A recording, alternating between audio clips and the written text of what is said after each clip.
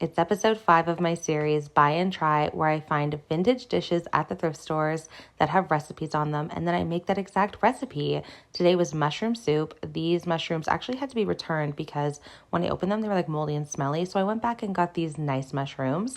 Then I got some Terry sherry. I've never cooked with sherry before, like hopefully I don't get wasted. I got some ground mustard and obviously need the chicken broth, some half and half, chives, and we're all ready to go. These mushrooms look so much nicer. So I melted some butter in the big pot. This pot ended up being huge for this recipe.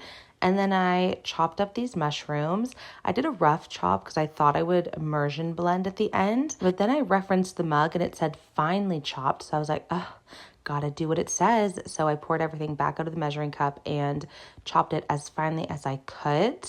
Butter was nice and melted, so I poured all that in.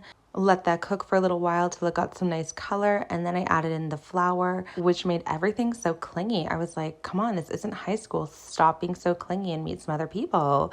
Once that was all mixed up, I added in the sherry. Oh my gosh, like we're getting lit tonight with this sherry.